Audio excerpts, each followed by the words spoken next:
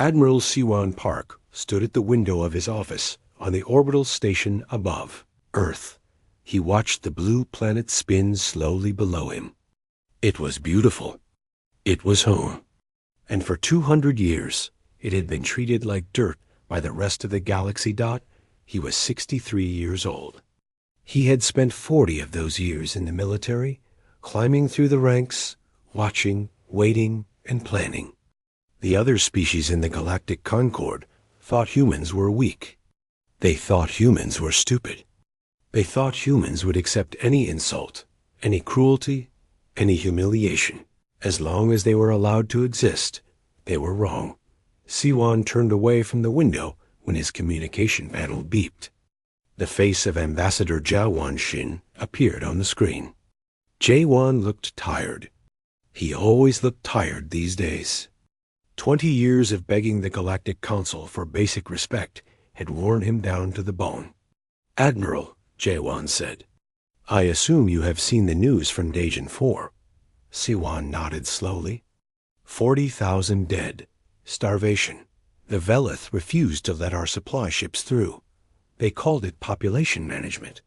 Jawan's voice was flat, but his eyes burned with quiet rage.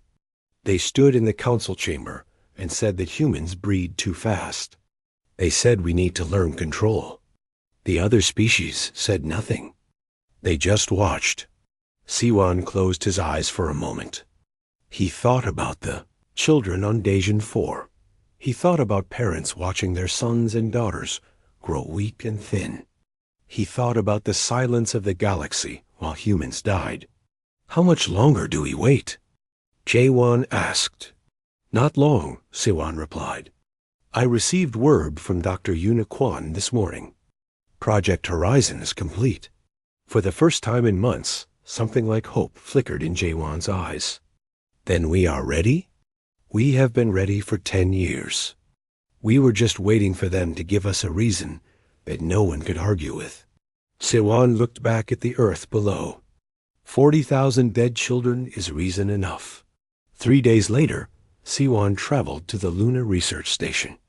It was hidden on the dark side of the moon, far from the sensors of the Velith. Patrol ships that occasionally visited the Sol system to remind humans of their place. Dr. Yuna Kwan met him at the entrance. She was a small woman with sharp eyes and gray streaks in her black hair. She had been working on Project Horizon for 15 years, ever since her brother died in a Velith labor camp on a mining asteroid. "Admiral," she said, bowing slightly, "welcome to the end of our patience." She led him through corridors carved into the lunar rock. They passed laboratories filled with equipment that the Galactic Concord had banned centuries ago. Weapons research, shield-breaking technology, kinetic accelerators that could punch through the hull of any ship in the galaxy. "The Velith believe we are primitive," Yuna said as they walked. "They think we spend our time farming and writing poetry. They have no idea what we have been building down here." She stopped in front of a massive door and pressed her hand to the scanner. The door slid open, revealing a hangar that stretched for kilometers. Inside were ships. Hundreds of ships. They were smaller than Velith warships, but they were sleek and deadly, designed for speed and precision. "The Velith fight in formations," Yuna explained. "They follow rituals. They announce their attacks and wait for responses. They think war is a dance with rules." She smiled, and there was no warmth in it. "We will teach them that war is survival. There are no rules in survival." Siwan walked among the ships, running his hand along the cold metal. Each one represented years of secret work, countless scientists and engineers who had given their lives to this project. Many of them had lost family to the Velith. All of them had lost their dignity. How many know about this? He asked. "Only those who need to know. The Parliament. The senior military commanders. And now you are seeing it with your own eyes." Yuna stood beside him. "We have one chance, Admiral. If we strike and fail, they will destroy Earth. They will burn every colony." They will wipe humanity from the galaxy. Then we will not fail, Siwan said simply. 1 week later, the United Earth Parliament held an emergency session. The representatives gathered in the great chamber in Geneva, their faces grim. The news from Dajan 4 had spread across all human worlds. Anger was building. People were demanding answers. President Yoonji Beek stood at the podium. She was a woman of 50, with a calm voice and steady hands. She had been elected on a platform of peace and cooperation with the Galactic Concord. Now she was about to lead humanity into war. For 200 years, she began, we have tried to be good members of the galactic community. We have followed the rules. We have paid the tributes. We have accepted the insults and the restrictions and the casual cruelty of species who see us as nothing more than useful animals. She paused, letting her words sink in. And what has it earned us? Our children starve while the Velith laugh. Our colonies are stripped of resources while we smile and bow. Our people die in labor camps while the council watches in silence. Her voice grew harder. No more. I am asking this Parliament for authorization to declare war on the Velith Dominion. Not a limited action. Not a diplomatic protest. Total war. We will fight until they surrender or until we are destroyed. There is no middle ground. The chamber was silent. Then, one by one, the representatives rose to their feet. There was no cheering. There was no celebration. There was only a grim determination that had been building for 2 centuries. The vote was unanimous. That night, Admiral Siwan stood on the bridge of the flagship Eternal Dawn. Around him, officers moved with quiet efficiency, preparing for the orders that would change everything. Ambassador J1 was already on his way to Station Prime, where the Galactic Council met. He carried a simple message, written in plain words that even the arrogant Velith could understand. Siwan thought about his father, who had died working in a Velith mine. He thought about his sister, who had been taken as a servant by a Velith noble and never seen again. He thought about every human who had suffered and died under the boot of species who saw them as lesser beings. Tomorrow, the galaxy would learn that humanity was done asking for respect. Tomorrow, humanity would take it. He looked at the stars through the bridge windows. Somewhere out there, the Velith were sleeping peacefully, confident in their power, certain that the humans would never dare to challenge them. They were about to wake up to a very different universe. The Grand Chamber of the Galactic Council was the largest room Ambassador J1 Shin had ever seen. It was built to hold representatives from 1,000 species, with seats rising in great circles around a central platform. Light came from glowing crystals set into the walls, and the air smelled faintly of a dozen different atmospheres, mixed together. J1 had stood on that central platform many times. He had begged. He had pleaded. He had presented evidence of Velith crimes and asked for justice. Every time, the council had listened politely and done nothing. The Velith were too powerful, too important, too connected. Humans were too weak, too new, too insignificant. Today would be different. He walked through the entrance corridor, his footsteps echoing on the stone floor. He wore his formal diplomatic robes, but he did not carry any documents or data tablets. He would not need them. His message was short. The chamber was full. Word had spread that the human ambassador had requested an emergency session. Most species expected another tearful plea for help after the tragedy on Dajan 4. Some had come to watch. Others had come to laugh. High Commander Torek of the Velith Dominion sat in the front row of his species section. He was tall and thin, with gray skin and 4 eyes that gleamed with cruel intelligence. He had personally ordered the blockade of Dajan 4. He had watched the death toll rise and felt nothing but satisfaction. Humans needed to learn their place, and hunger was an excellent teacher. J1 stepped onto the central platform. The lights dimmed slightly, focusing attention on him. He looked around the chamber, meeting the eyes of representatives from dozens of species. Some looked bored. Some looked curious. A few looked sympathetic, but even they would not speak against the Velith. He thought about his wife, who was waiting for him back on Earth. He thought about his daughter, who had asked him why the other species were so mean to humans. He had not known how to answer her then, not now he did. "Honored representatives of the Galactic Council," he began. His voice was calm and steady. "I thank you for granting me this session. I will be brief." High Commander Torek smiled. He expected another round of begging. He was already composing his response in his head, something dismissive and mocking that would remind the humans of their proper station. Yi-Wan pulled a small data chip from his pocket. He pressed a button, and a holographic image appeared above his head. It showed children, human children, thin and weak, lying in beds, too exhausted to cry. The last images transmitted from Dajan 4 before the colony went silent. 40,000 of our people died, Jaewon said. Not in battle. Not from disease.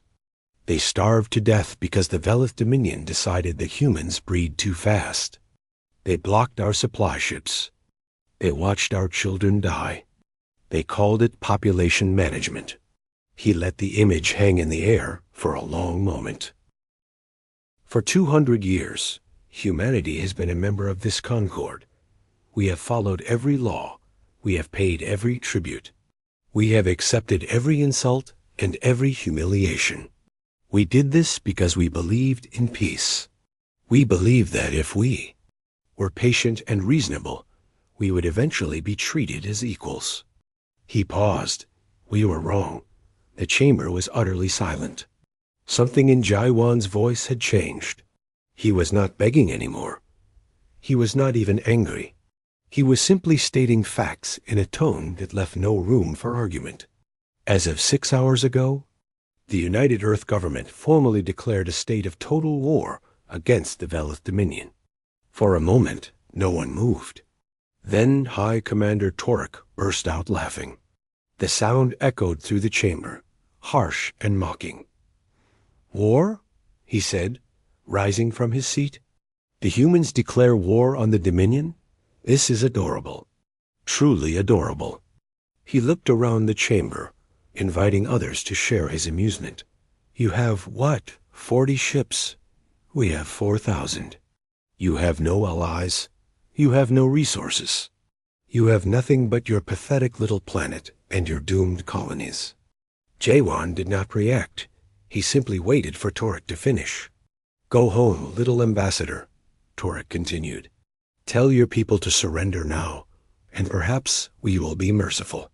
Perhaps we will only take half your population as labor forces.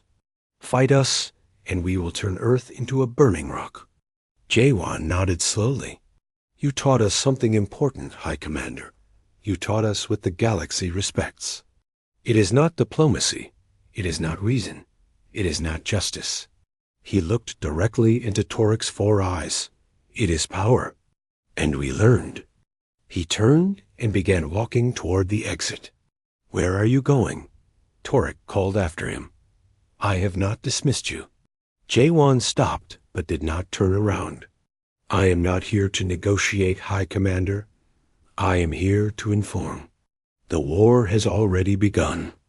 Your third fleet is currently moving toward our outer colonies. They will arrive in approximately 12 hours. Now he did turn, and there was something in his eyes that made Torek hesitate.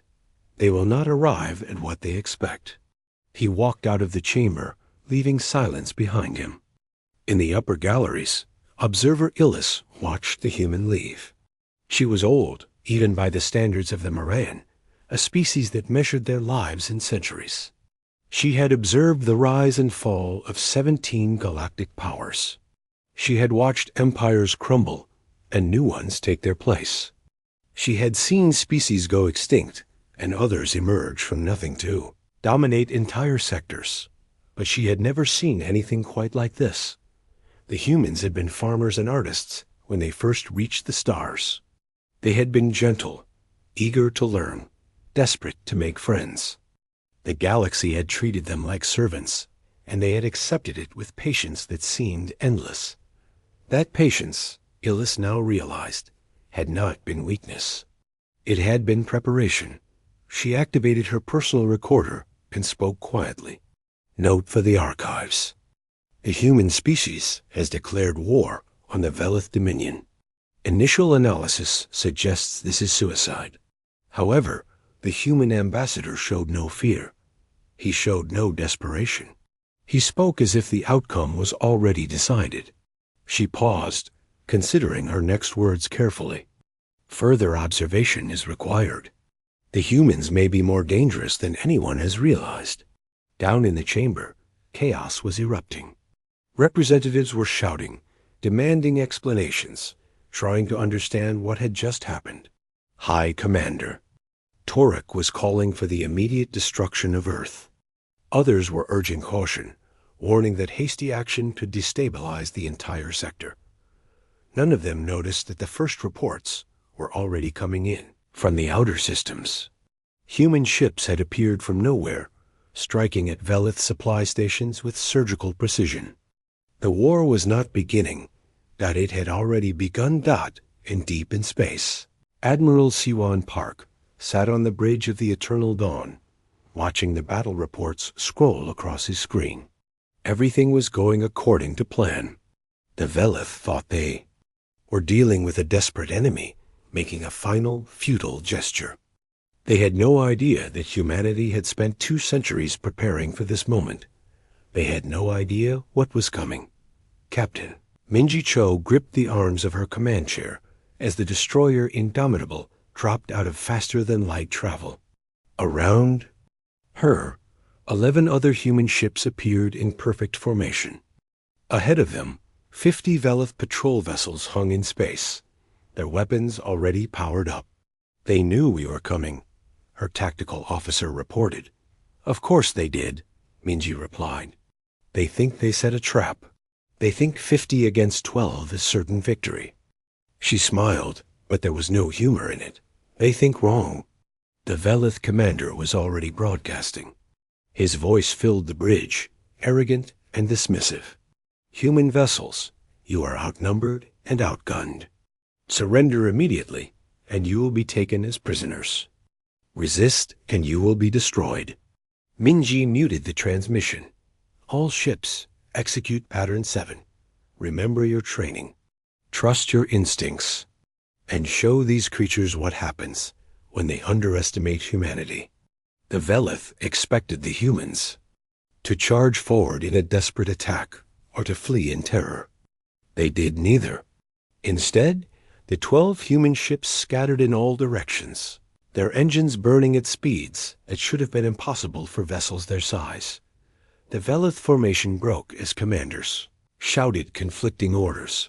Some ships pursued. Others held position. None of them understood what was happening. Minji's voice cut through the chaos on a secure channel. Group Alpha, target their flagship's engines.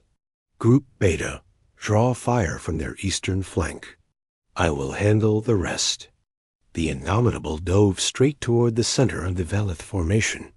Enemy fire streaked past, but the human ship moved in ways that Velith targeting computers could not predict.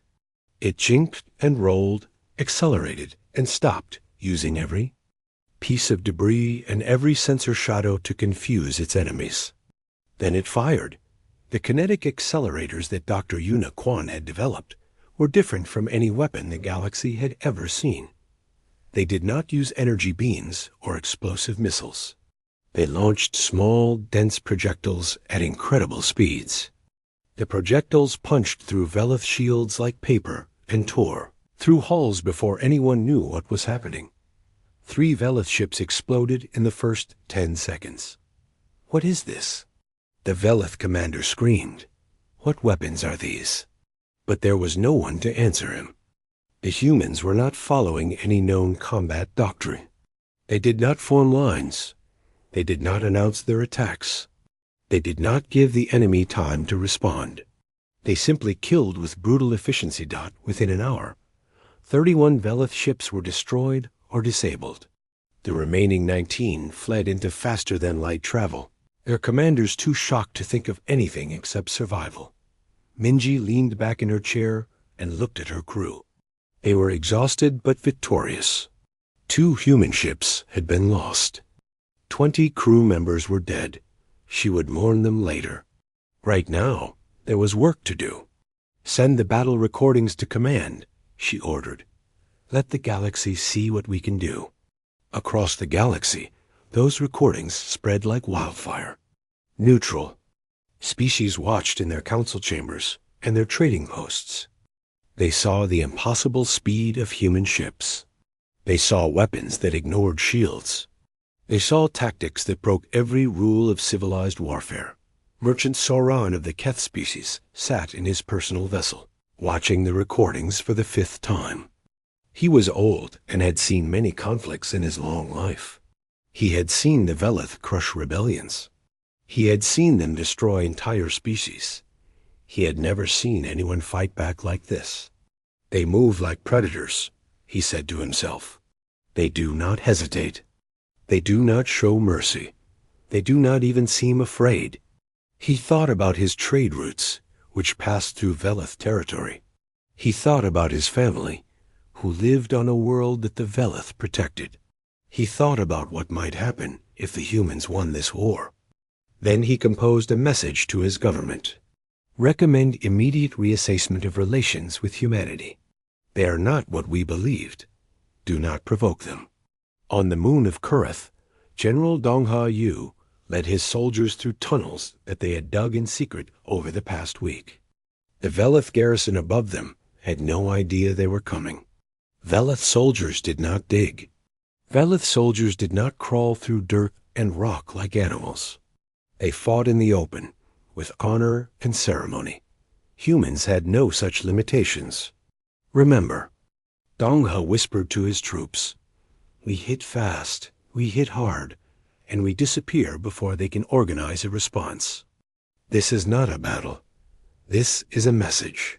We want them to be afraid of the dark." They emerged from the ground in the middle of the night, when the Velith garrison was sleeping. Human soldiers moved through the camp like ghosts, striking with knives and silenced weapons. By the time the alarm was raised, half the garrison was dead, and the supply depot was burning. Dongha watched from a ridge as his soldiers withdrew. Behind them, the Velith were in chaos, firing at shadows, screaming in a language he did not understand. They would send reinforcements. They would hunt for his soldiers in the daylight. They would not find them. Humans had learned a long time ago how to hide, how to wait, and how to strike when the enemy least expected it. They had learned it on Earth, fighting each other in countless wars. Now they were using those lessons against an enemy that had never faced anything like them. The Velith Third Fleet arrived at humanity's outer colonies 3 days after the war began. High Commander Torek himself led the assault, determined to make an example that would end the rebellion quickly. He found empty worlds. Every colony had been evacuated. Every station had been stripped of equipment. Every ship had been moved to unknown locations. The humans had abandoned their homes rather than fight a defensive battle they could not win. "Where are they?" Torek demanded. His sensors gave him the answer a moment too late. The humans were behind him. While he had been traveling to the colonies, human ships had circled around and cut off his supply lines. His fleet was alone, far from home, with no way to resupply. And then the attacks began. Small groups of human ships struck at the edges of his fleet, destroying a ship or two before disappearing into faster-than-light. His commanders were exhausted, jumping at every sensor ghost.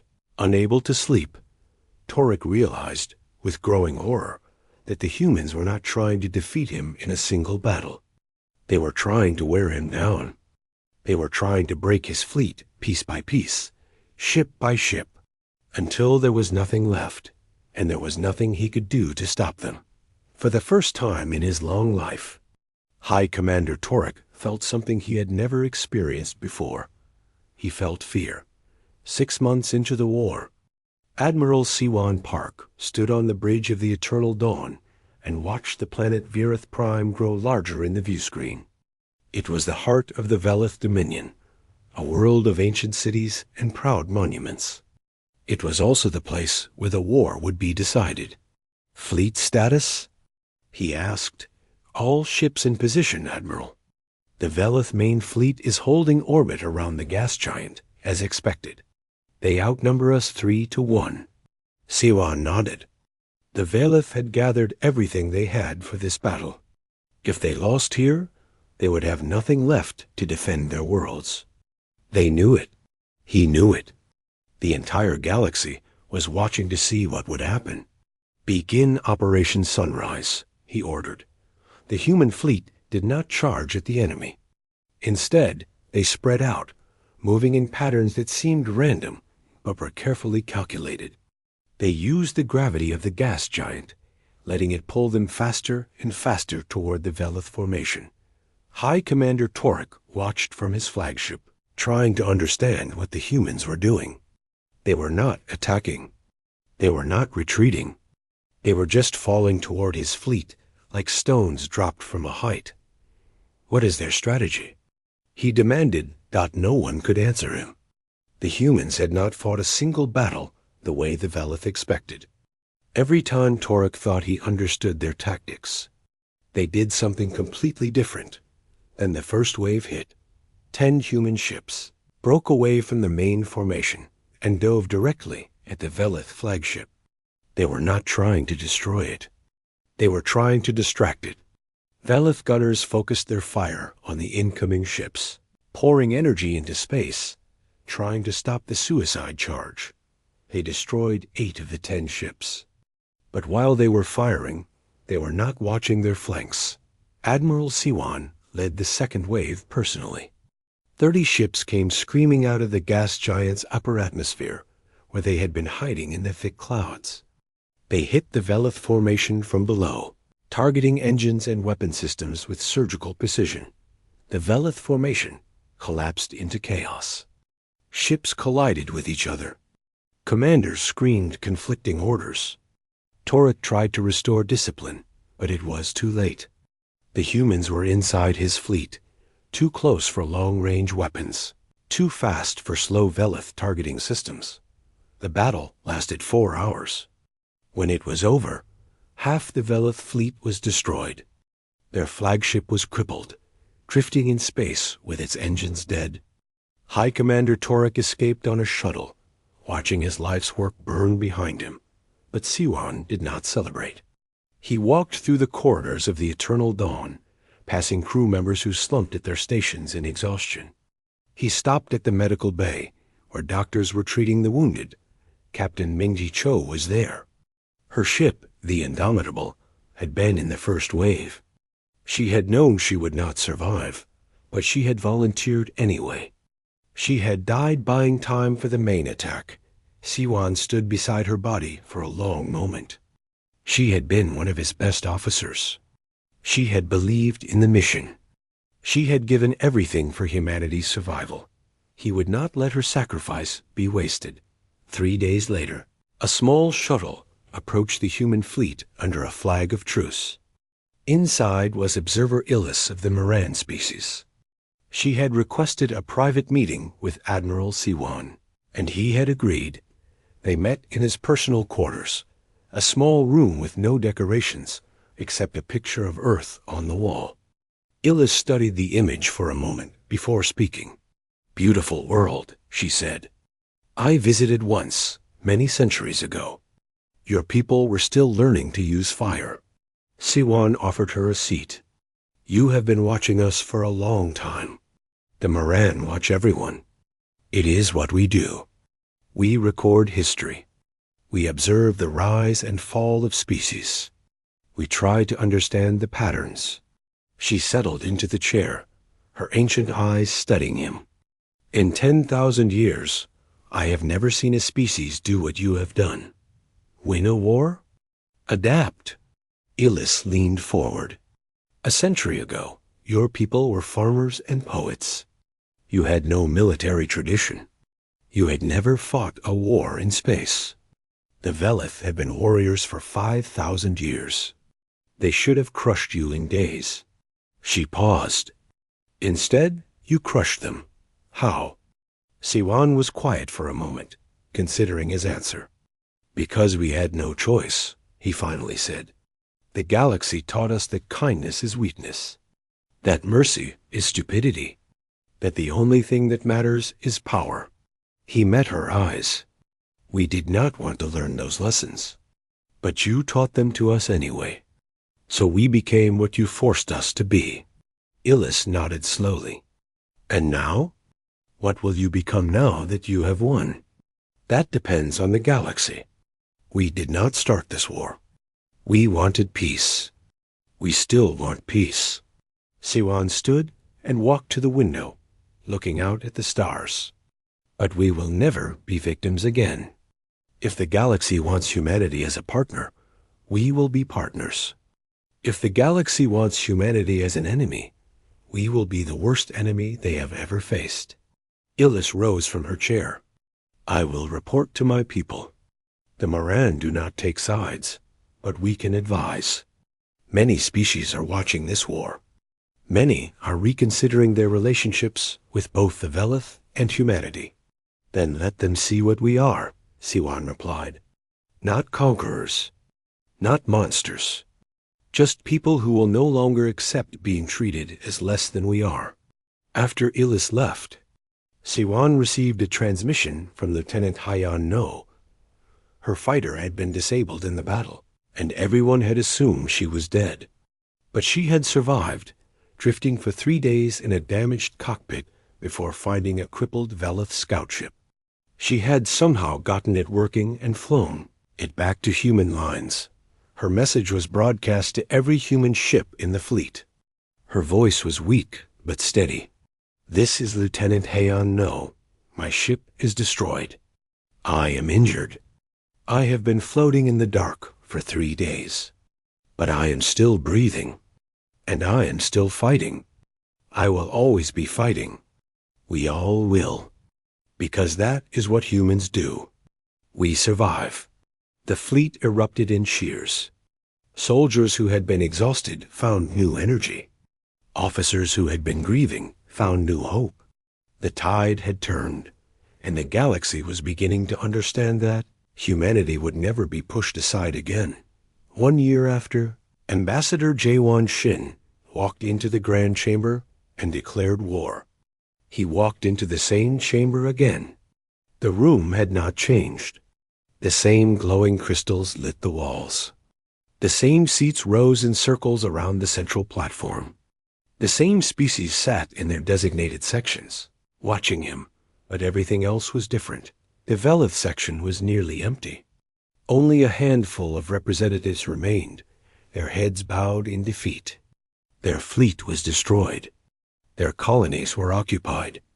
Their empire, which had dominated this region of the galaxy for thousands of years, had collapsed in 12 months. And humanity had done it. Jaewon walked to the central platform and stood in the same spot where he had delivered his declaration. He looked around the chamber, seeing fear in eyes that had once held contempt. He saw respect where there had been mockery. He saw a galaxy that was finally paying attention. 1 year ago, he began, I stood here and told you that humanity was done asking for fairness. I told you that we would take what we deserved. Many of you laughed. Many of you thought we would be destroyed in weeks. He paused. You were wrong. The chamber was silent. No one dared to interrupt. The Velith Dominion has surrendered unconditionally. Their military power is broken. Their government has collapsed. Their people are now under human protection, and they will be treated with more dignity than they ever showed us. He let that sink in. We could have done what they did to us. We could have starved their children. We could have taken their people as slaves. We could have erased them from history. He shook his head slowly. We did not. because that is not who we are. Humanity did not want this war. We did not want empire. We did not want revenge. His voice softened. We wanted what we always wanted, to be left in peace, to be treated as equal. Owls, to build a future for our children without fear. He looked directly at the representatives of the Kef, the Roland, and the dozen other species that had quietly supported humanity during the war. That offer still stands. Humanity seeks partners, not subjects.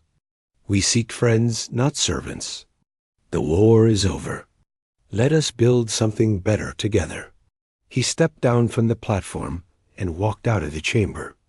Behind him, the silence broke into 100 conversations as species that had ignored humanity for 2 centuries suddenly realized they needed to reconsider everything they thought they knew. On Earth, President Yoonji Beek stood before the United Parliament. The great chamber was full, every seat taken by representatives from every human world. They had gathered to hear her speak about the war and what came next. Today is a day of victory, she said. But I will not ask you to celebrate. I will ask you to remember. Images appeared on the screens around the chamber. Names, faces, thousands of them, scrolling past too fast to read. These are the people who died so that we could stand here. Today, soldiers, scientists, engineers, farmers who became fighters, teachers who became commanders. They gave everything they had because they believed in something worth dying for. She paused, her voice heavy with emotion. We must never forget what this war cost us. We must never forget the friends we lost, the families that were broken, the worlds that were scarred. Victory does not erase pain. It only gives us the chance to build something worthy of those who sacrificed. She straightened her shoulders. The galaxy will be watching what we do next. They will be waiting to see if we become what the Velith were. They will be waiting for us to abuse our power, to dominate the weak, to prove that all species are the same in the end. Her eyes swept the chamber. We will prove them wrong. We will show them that humanity can be strong and kind. We will show them that power does not have to mean cruelty. The applause was not loud. It was quiet and solemn, like a prayer. The representatives understood what she was asking of them. It was harder than winning a war, but it was necessary. On Luna, Admiral Siwan Park walked through the memorial that had been built on the site of the old research station. The names of the dead were carved into black stone walls that stretched toward the stars. He walked slowly, reading names he knew and names he did not. He stopped when he found Captain Minji Cho. He reached out and touched the letters of her name, feeling the cold stone under his fingers. We did it, he said quietly. We survived. We won. Because of people like you. He stood there for a long time, remembering the young captain who had volunteered for a mission she knew she would not survive. She had smiled when she received her orders. She had said something about doing her part. She had not been afraid. Siwan wished he could tell her what her sacrifice had meant. He wished he could show her the galaxy that was beginning to respect humanity. He wished he could introduce her to the future she had helped create, but the dead could not hear him. All he could do was make sure that the living remembered Dot in a laboratory on Mars. Dr. Yuna Kwan sat alone in front of a screen. On the screen were the designs for Project Horizon, all the weapons and technologies she had spent 15 years developing. The kinetic accelerators, the shield breakers, the adaptive systems that had turned human ships into unstoppable weapons. She pressed a button, and the files began to delete. Are you sure? Her assistant asked from the doorway. Yuna nodded. These weapons should not exist. We built them because we had no choice. But now the war is over, and we have a choice. She watched the data disappear line by line. Some things are too dangerous to keep, even for defense. even for survival. Her assistant did not argue. He understood. The weapons had saved humanity, but they had also changed humanity. Some of that change was good. Some of it was not. And the best way to protect the future was to make sure that certain tools could never be used again. On a colony world far from Earth, a little girl named Swa sat on her grandmother's lap and looked up at the stars. The night was clear, and a million lights sparkled in the darkness. "Grandmother," she said, "what was it like before the war?" Her grandmother was quiet for a moment. She remembered the fear, the hunger, the shame of being treated as less than nothing by species who saw humans as animals. She remembered watching friends and family die for no reason except that they were born human. "It was hard," she finally said. "We were afraid. All the time. Are we still afraid?" Her grandmother smiled and pulled the girl closer. "No, little one, not anymore." She pointed at the stars. "See those lights? Each one is a sun, and around those suns are worlds. Some of those worlds have people who used to look down on us. They used to laugh at us. They used to hurt us because they could. What about now?" The old woman's smile grew wider. "Now they are afraid of us." They sat together in silence, watching the stars wheel overhead, dreaming of a future that had been bought with blood and sacrifice and stubborn human determination. The war was over. The tide had turned, and humanity would never be pushed aside again.